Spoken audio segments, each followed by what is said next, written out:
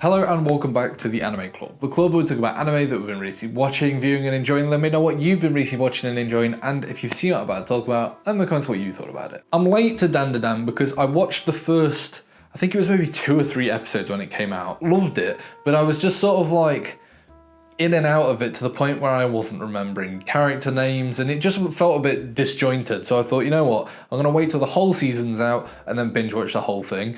Finally done it. Took me a while to get around to it, but I've finally done it, and this is brilliant. I think Dandadan Season 1 is a fantastic introduction to this story. It's brought interest, mystery, brilliant characters, and it's got me hooked enough to keep watching. It's not got me like, oh my god, this is incredible, this is a top tier anime, but it is good, and it has got me intrigued. Like, what I mean by that is this show is very fun.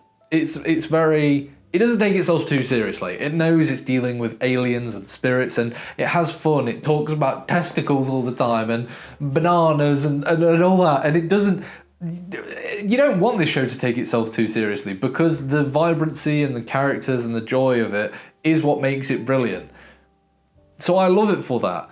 But what I am intrigued about is I can't wait for it to dive into something a bit more bigger picture. I loved this season, but where's it going next? I think the way it ended off was brilliant, and I hope that, you know, maybe one of these characters lead to a bigger thing, because I know that we've got sort of the general gist, or we think we've got a general gist of what the aliens want to do, and the spirits are sort of key and integral in that part, but I want to know more. I want to find out just more. I need more. The answer to my questions to Dandadan is just more Dandadan. But yeah, I think it's definitely, it shows so much promise as a show. I think the animators who are doing this are doing a superb job, because the colouring and the quickness of it all, and I love the creativity of this. I think, like, when the aliens come to the school and turn the school into water, and you've got this like really interesting fight of using all their powers in different ways, I think that is really cool. I think that is really intriguing. And Dandadan has a similar aspect to it as shows like JJK. And by that, I'm talking about the characters. They do the characters so brilliantly right. Like, it's the one thing that I always said is JJK's strongest aspect. The characters, you love every single person who you meet, you're interested by. They're a little bit different. They have different powers, abilities. They bring something new to the party, and they're just fun, and so that is exactly what Dandadan succeeds in.